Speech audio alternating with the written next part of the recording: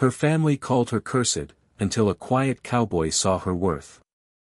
Under the wide Texas sky, where the sun burned gold and the wind carried whispers through the dry mesquite, folks told stories that stuck harder than burrs on a saddle blanket. Some were tales of heroes, some of heartbreak, but few lingered longer than the story of the girl they called cursed. Her name was Evelyn Carter, and though she was as gentle as the morning light, her name drew shadows. Her family had once owned a small spread outside Willow Creek, a handful of acres tucked between cedar ridges and dusty trails. But bad luck had followed them like a storm. Her father's cattle died one winter without cause, her brother was thrown from a horse and never woke again, and her mother passed not long after, some said from grief, others whispered from guilt. By the time Evelyn turned 20, she was the last of them. Alone, quiet, and marked by the whispers of a town that needed someone to blame. They called her the cursed Carter girl. She stopped going into town except when she had to, selling milk and handwoven cloth to anyone who'd buy without crossing themselves first.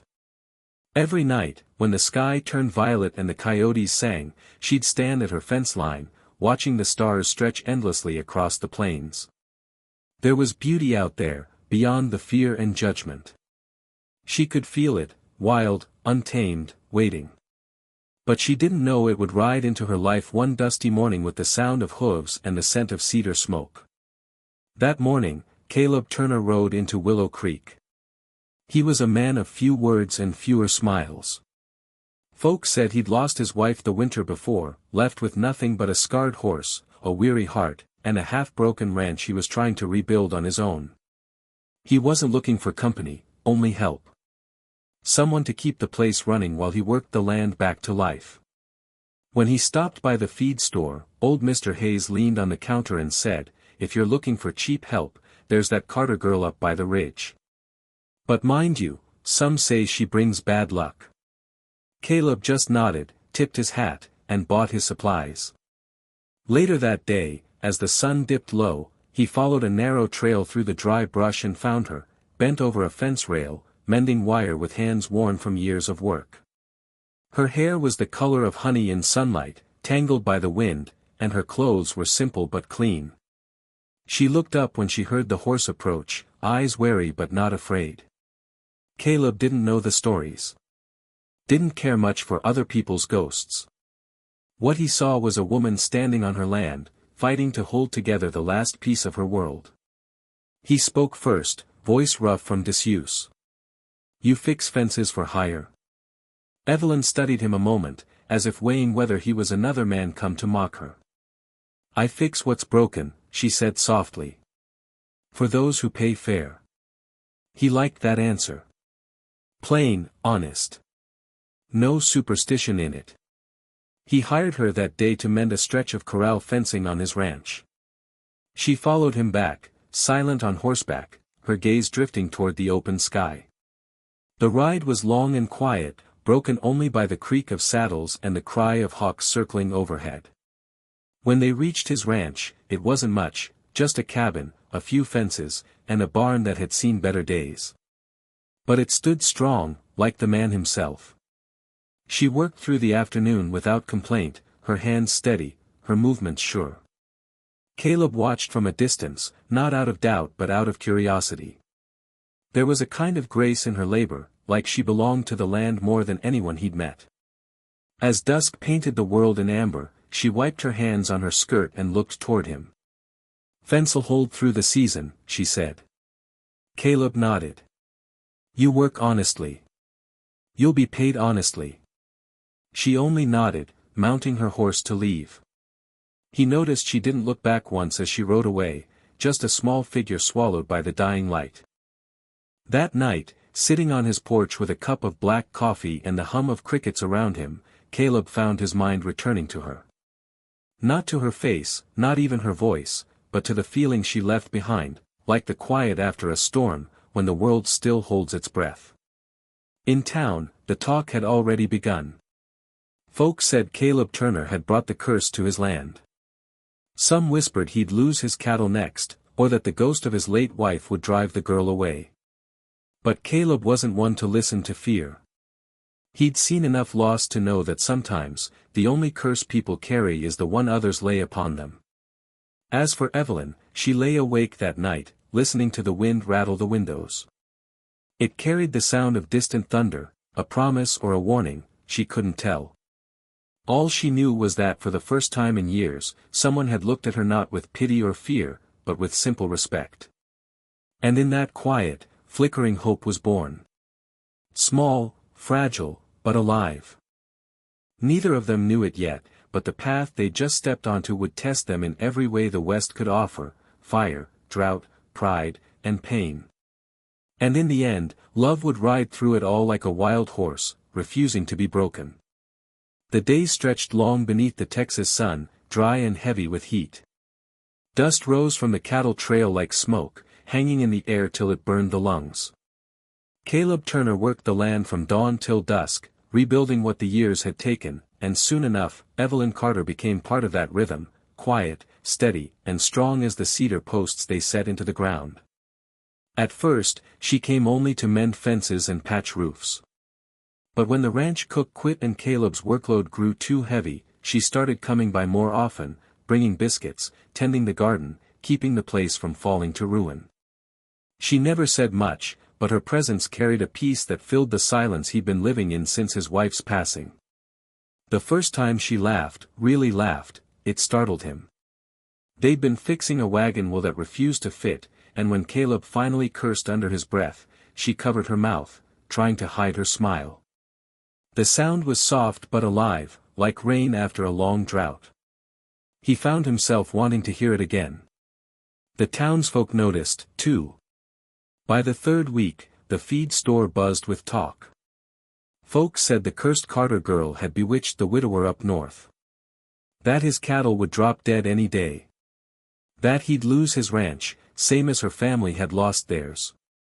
When Caleb came to town for supplies, people looked at him differently. Not with hate, but with pity, like a man walking blindfolded toward a cliff. He paid them no mind. He'd seen superstition twist good people into cruel ones. He wasn't about to let that poison touch his land. Evelyn, though, heard the whispers everywhere she went. Women turned their backs at the well. Men crossed the street.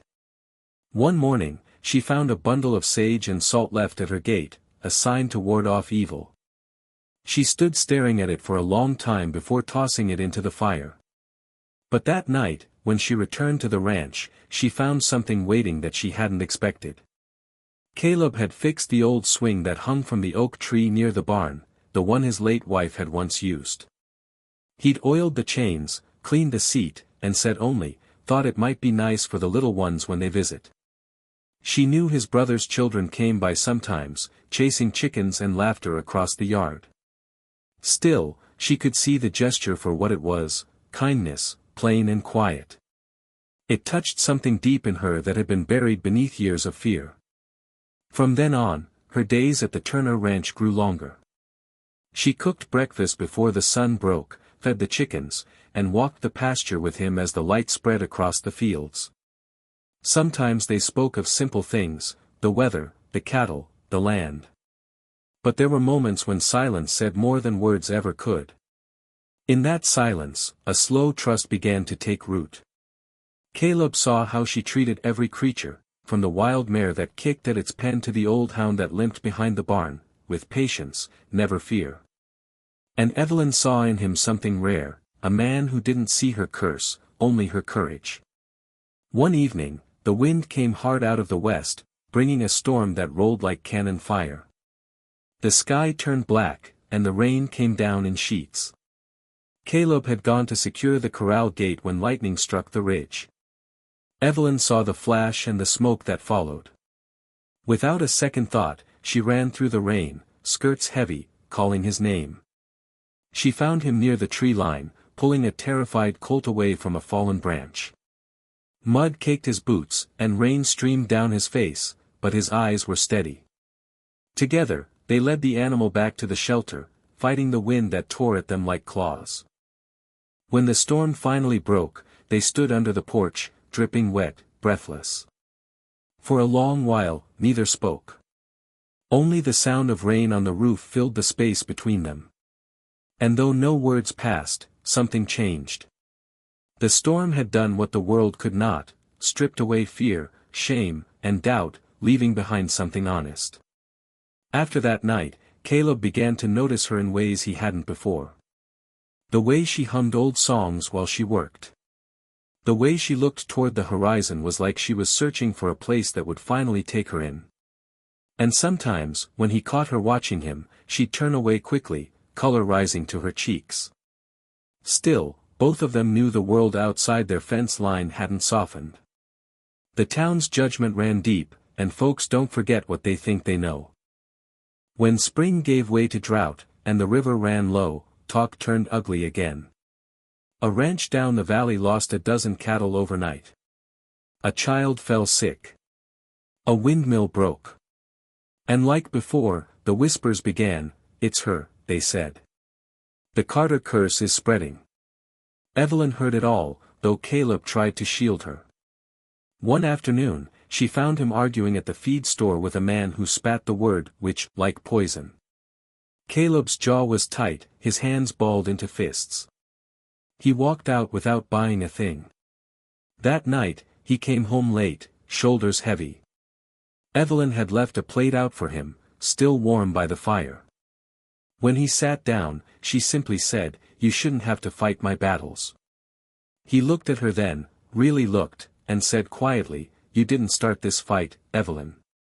But maybe we'll be the ones to finish it." The words lingered long after the fire died down.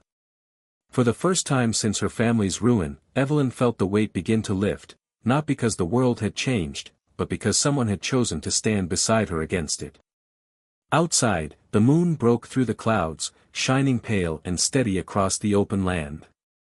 Somewhere in that quiet light, love began to take shape, slow, patient, and wild as the West itself. But the drought wasn't done with them yet, and neither was fate. What came next would test their hearts harder than any storm before, when the land itself turned against them, and love became the only thing left to hold on to. The drought came down on Texas like a punishment. Day after day, the sky stayed empty, and the ground split open like old leather. Grass turned to dust. The river that once sang beside Caleb's ranch sank to a slow, muddy trickle. Even the wind seemed tired, whispering through dead weeds instead of green pasture. Caleb Turner had seen lean seasons before, but never one that bit this deep. He did what he could, dug wells, hauled water, prayed for rain. But the land didn't care for prayers. Evelyn stayed by his side through it all. She rose before dawn, carrying buckets half her size, tending to what few cattle they still had. She spoke less now, her voice rough from dust and worry, but her eyes stayed clear. When the feed ran out, she cut cactus for the cattle to chew, hands bleeding from the spines. In the evenings, they'd sit together on the porch, silent but not alone, watching the horizon fade to red. The air was thick with heat and waiting, waiting for the sky to break, waiting for something to give. But the world beyond their ranch had grown meaner. Whispers turned to open talk. A man named Earl Dobbins, who owned land south of town, lost his herd to thirst and came riding up one morning, anger burning in his eyes. He shouted that Evelyn's curse had spread, that she'd poisoned the wells and brought ruin to every honest man in Willow Creek. Caleb stood his ground, saying only that drought took no sides. But Earl's words carried, and soon others joined his bitterness. By the time Earl rode off, the air between the ranch and the town felt heavier than the heat itself. Evelyn could feel it, that old, familiar weight pressing down on her. The looks, the whispers, the way the wind seemed to die when she passed. That night, as Caleb worked in the barn, she sat by the fire, staring into the flames.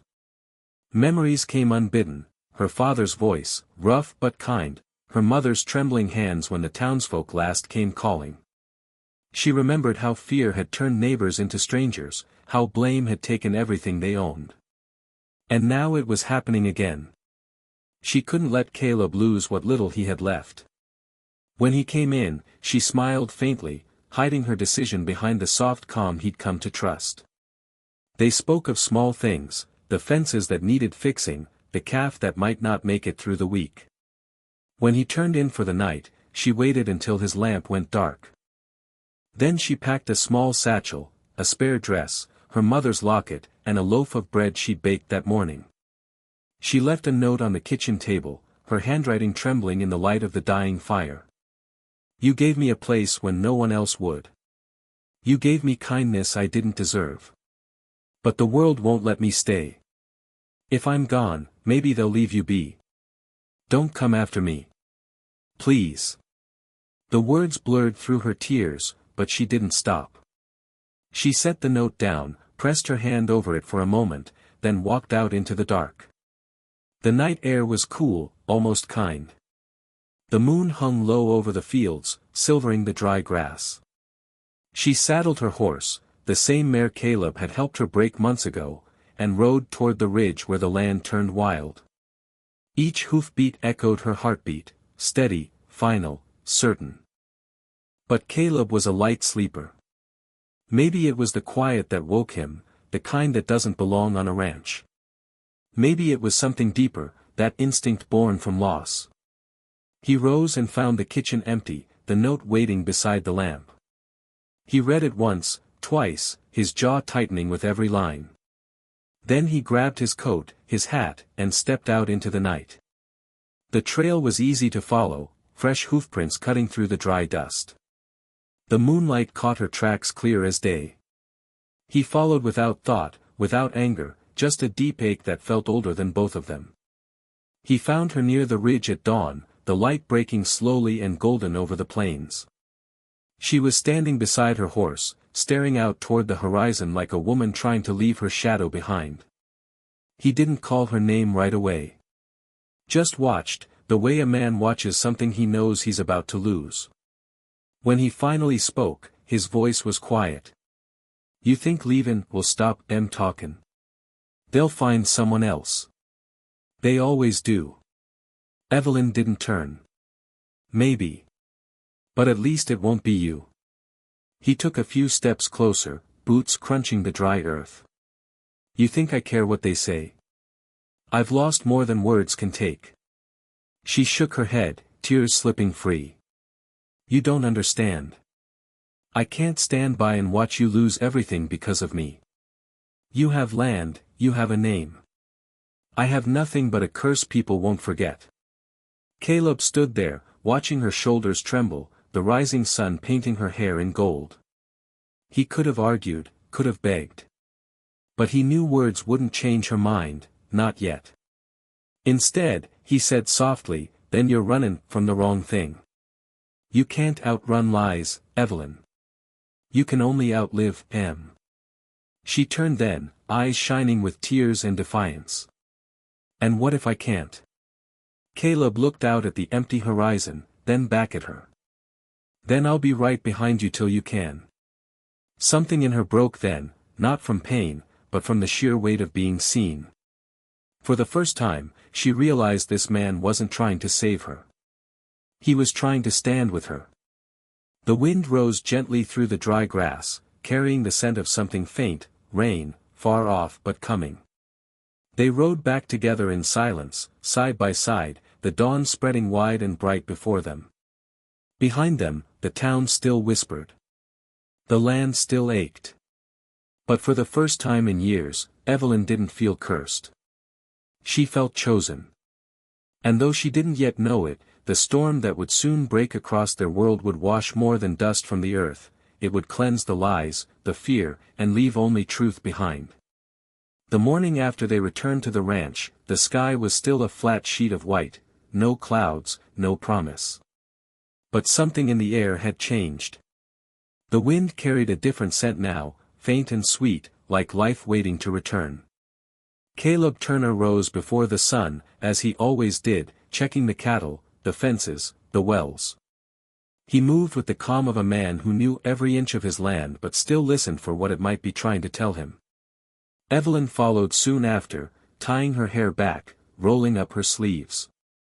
The two of them worked in rhythm, quiet but together, every small gesture saying what words could not. The drought had left its mark. Dust clung to everything. The cattle were thin, the well was nearly dry, and even the trees looked tired. But the land wasn't dead, just waiting. Caleb believed that. Evelyn wanted to believe it too. The townsfolk, though, had made up their minds. By noon, 3 riders came up the long road to the ranch. Caleb saw them first, Earl Dobbins in front, flanked by 2 others from town. Their faces were drawn, angry, desperate. Evelyn froze when she saw them. She knew that look. It was the same look she'd seen the day they came for her father's land years ago, fear wrapped in righteousness. Caleb stepped forward before she could speak. Earl swung down from his horse. "We warned you, Turner. You keep her here, you'll lose everything. Ain't you seen what's happened? Cattle dying, wells dryin' up, she's poison." Caleb met his glare, voice steady as stone. "You blame a woman for what the sky won't give? You think curses cause droughts, Earl? Then maybe it's your fear that's killin' the land." Earl's jaw tightened. "You always were too proud for your own good." The men shifted uneasily in their saddles. One spat on the ground, muttering something about cleansing the place. Evelyn's hands trembled, but she didn't step back. She'd run once. She wouldn't again. Caleb stood his ground until they finally turned their horses and rode off, leaving behind a cloud of dust and the echo of their bitterness. The silence that followed was thick. Evelyn looked at Caleb, eyes glistening. "They won't stop, Caleb.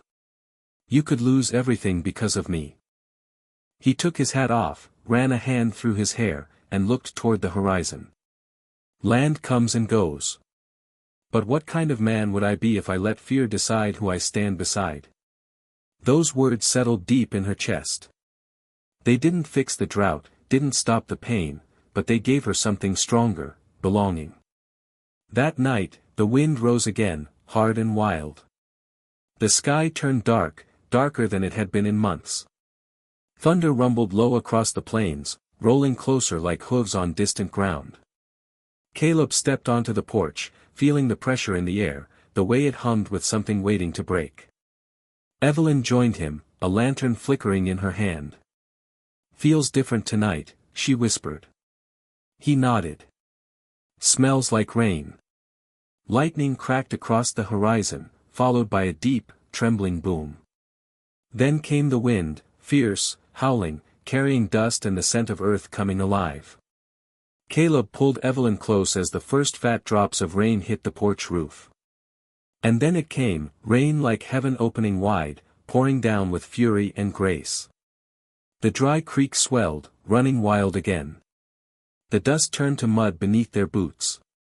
Evelyn laughed, a sound full of disbelief and wonder, and stepped out into it, arms wide, face lifted to the storm. Caleb watched her, soaked through, her dress clinging, her hair streaming like gold in the lightning flashes. In that moment, she looked nothing like a cursed woman. She looked like the rain itself, fierce, free, cleansing everything it touched. The storm raged through the night, beating the land back to life.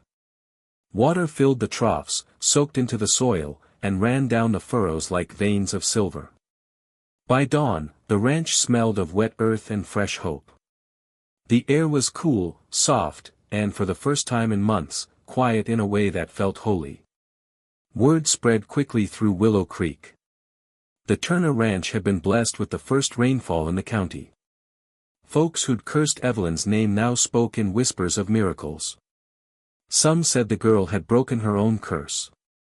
Others said Caleb Turner's stubborn faith had brought the rain. Earl Dobbins came by a week later, hat in hand. He didn't say sorry outright, men like him rarely did, but he offered to help mend the fence that the storm had blown down. Caleb accepted with a nod, and that was enough. Life didn't turn perfect overnight. The land still needed tending, and the cattle still struggled.